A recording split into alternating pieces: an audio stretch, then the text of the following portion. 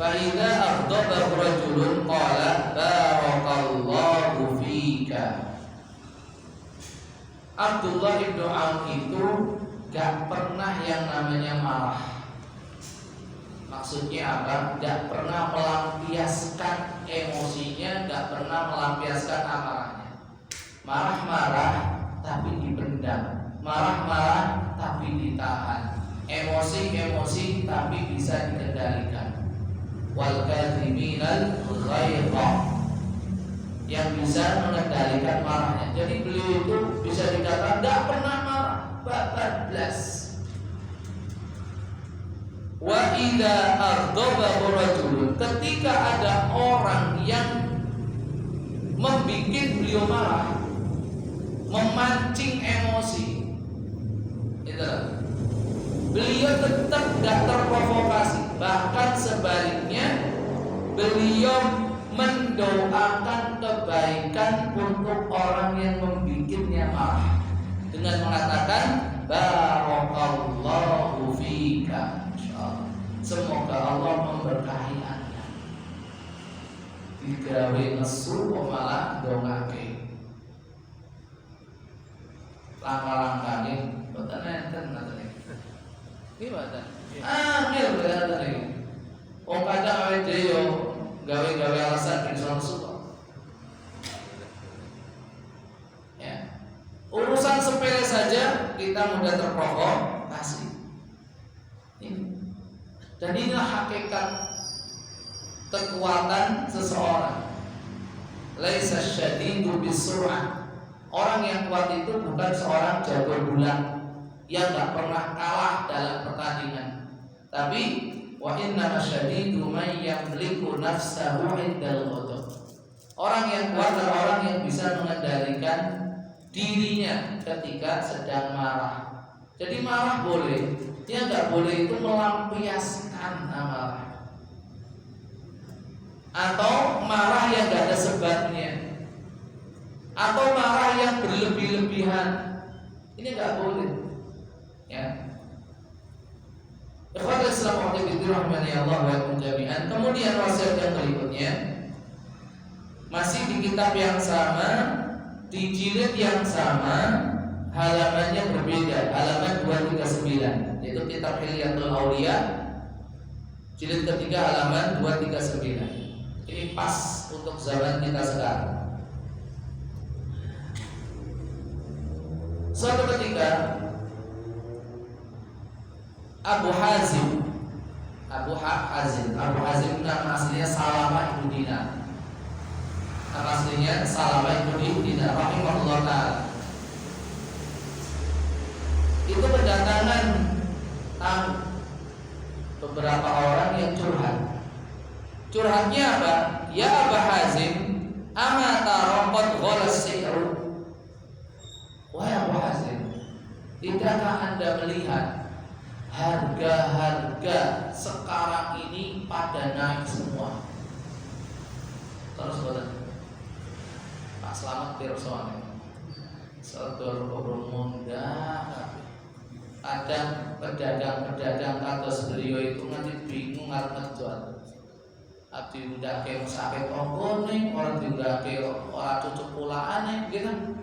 Bingung. Ya. Jadi barang-barang melambung tinggi harganya. Pemana iki nek cedak-cedak wis lebaran wis. Apa jawaban Al-Imam Abu Hazim rahimahullah ta'ala? Salamah ibn Dinar. Beliau memberikan nasihat. Wa ma yuhimmukum min dzalik. Kenapa kalian harus resah? Kenapa kalian harus gelisah? Ingat. Innal ladzi yarzuquna fir rukhasi huwa alladzi yarzuquna fil ghala. Allah yang ngasih rezeki kepada kita saat barang-barang itu murah, pasti Allah pula yang akan memberikan rezeki kepada kita saat harga barang itu mahal. Masuk akal jawabannya? Iya. Nalikane barang-barang niku regane murah, awake dhewe iso tuku. Insyaallah saat harga barang itu melambung tinggi, insyaallah Allah juga akan berikan rezeki. Sak larang-larangnya beras tetap dengan tumbas toh. Jenengan saged tumbas. Ya bisa beli ternyata. Gitu. Dek ben zamannya bensin 3.000 gimana? Pak Maroto, 3.000 ya? 3.500. Sekarang 10.000. Dulu bisa beli, sekarang bisa beli. Yo ternyata bisa beli. Kenapa harus pusing? Kenapa harus bingung? Nek pakai hitung-hitungan menungso, hitung-hitungan 1 tambah 1 2, itu memang mumet. Tapi kalau hitung-hitungannya Allah 1 tambah 1 jadi 10, ya nggak mumet, gimana? Nah, 1 tambah 1 tentu sedoso kok. Gimana? Nah, itu loh. Jadi ini maksud ini menenangkan sudah. Nah, sering ya, kudu nguyang-nguyang bojo gitu kan. Ayo ben tak kaya uang belum sak menit iso tuku lauk ya iso. Saiki regane larang, iki iso tuku apa? Iki iso. Ya alhamdulillah. Gimana pun caranya, ya dari manapun datangnya rezeki itu dari Allah Subhanahu nggak tahu. Ya, saat mungkin ya dulu pernah naik bis Solo Semarang 1.500. Bisa bayar, ya bisa. Sekarang ya Solo Semarang bis berapa? 50.000. Hah? Solo Semarang loh, bukan sini. 50.000. Iso numpak. Malah justru saya ini sepi. Iso numpak dhewe malah nggih. Numpak motor dhewe malah. Ya langsung enak malah. Masya Allah, pokoknya itu mesti ayam-ayam wae. Allah yang ngasih rezeki kepada kita saat barang-barang itu murah, Allah pula yang akan memberikan rezeki kepada kita saat barang-barang itu mahal. Insya Allah, ya sudah diukur, sudah diatur sama Allah Subhanahu Wa Taala. Tinggal percaya apa ora, yakin apa enggak, itu saja sudah masalahnya. Tawakal kita, kesabaran kita memang lagi diuji. Ini yang terakhir disebutkan dalam kitab Al-Ibadah karangan Al-Imam Ibnu Battah rahimahullah taala di athar nomor 34. Dari Adi Ibnu Arqa'ah rahimahullah taala, beliau itu menasihati putra-putranya mengatakan kunu karajulin qala libnihi wa huwa ya'idu. Kunu, jadilah kalian seperti seorang bapak yang menasihati anaknya sembari berkata, ya bunayya usika alla tusalliya salatan illa dhananta annaka la tusalli ba'daha ghairaha hatta tamut. Wa ta'ala bunayya na'mal 'amala rajulaini ka'annahuma qad waqafa 'alan nari thumma sa'alal qarrata. Jadilah kalian seperti seorang ayah, seorang bapak yang menasihati putranya sembari berkata, ya bunayya, wahai anakku, usika, aku wasiatkan kepadamu apa? 2 hal. Maksudnya cuma 2 hal. Yang pertama, alla tusalli salatan illa dhananta annaka la tusalli ba'daha ghairaha hatta tamut. Janganlah kamu sekali-kali melakukan salat kecuali kamu punya pikiran bahwasanya setelah ini kamu tidak bisa salat lagi sampai mati. Jadikan salat ini seperti salat terakhir. Sholli salata muwaddi'in. Salatlah seperti salatnya orang yang berpisah. Ini salah satu trik ataupun satu cara untuk mendapatkan kekhusyuan di dalam sholat kita. Sholatlah kamu seolah-olah kamu itu tidak akan mendapatkan kesempatan lagi untuk sholat setelah ini sampai mati. Artinya apa? Setelah kamu selesai sholat, kamu langsung mati. Kenapa orang kadang masih beribadahnya setengah-setengah, gak maksimal, gak secara totalitas, karena masih panjang angan-angan. Sok menahi hiji sok dandani sholat rapopo. Saiki sing penting sholat. Saya rapopo, sing penting sholat. Sing penting saiki ngaji teko. Tenanan apa ora ya pokoke sing penting ngaji kok. Gak seperti itu. Ketika kita melakukan sesuatu, Nabi SAW mengajarkan kita untuk sungguh-sungguh. Innallaha ahabba innahu yuhibbu ahadukum idza 'amila 'amalan ayyuhina. Allah itu senang ketika salah seorang di antara kalian melakukan satu pekerjaan, dia profesional, dia itu tenanan, maksimal.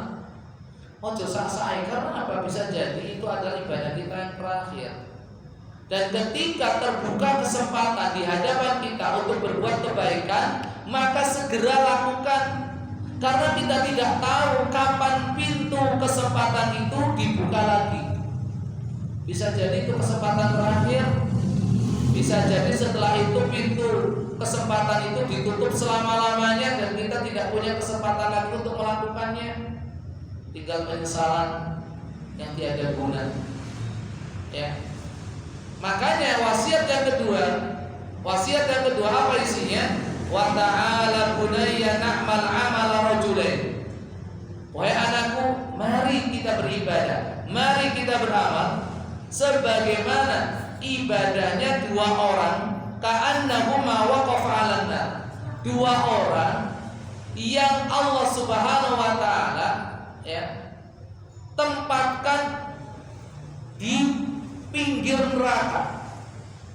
Seperti dua orang yang berdiri di pinggir neraka, sudah hampir jatuh dan masuk ke dalamnya. Kemudian keduanya berdoa kepada Allah Subhanahu wa taala, minta dikembalikan lagi ke dunia. Maksudnya apa? Jangan sampai kita menyesalnya nanti. Ketika sudah ada di hadapan kita apa yang layak dan pantas kita dapatkan dari perbuatan yang kita lakukan selama ini, baru kita menyesal. Oh ya udah ben, aku ngene. Makanya sekali lagi dua wasiat ini kesimpulannya satu. Mari kita manfaatkan kesempatan yang ada dengan sebaik-baiknya, dengan semaksimal mungkin. Saya tutup dengan sebuah ungkapan, semoga saja ini menjadi bahan perenungan, jangan dimaknai macam-macam. Al-Imam Ibnu Rajab Al-Hambali rahimahullah ta'ala itu pernah mengatakan, beliau pernah mengatakan,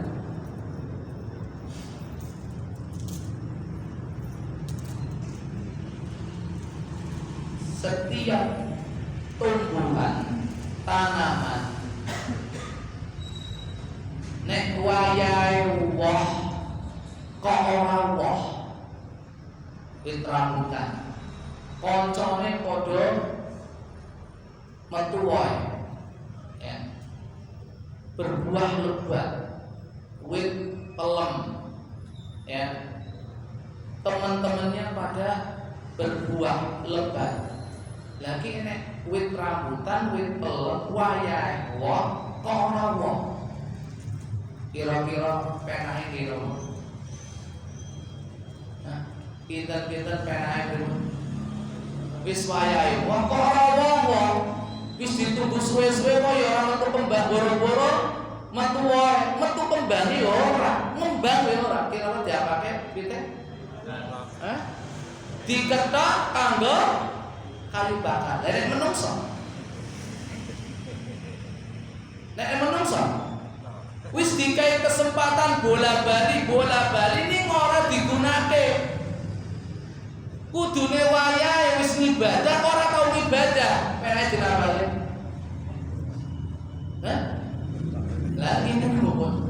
Makanya ayo kesempatan yang baik ini, apalagi di 10 hari terakhir bulan Ramadan, ya, kesempatan yang Allah berikan kepada kita untuk kita kesekian kalinya, ayo manfaatkan dengan sebaik-baiknya. Jangan sampai kita seperti sebuah pohon yang seharusnya sudah berbuah ternyata tidak berbuah, berbunga pun tidak. Makanya pemiliknya kesel, nyekel geraji, langsung diketok. Dan niku napa lebok kenang pawon, nggo kayu bakar. Dan menungso, ya semono kuwi. Ya.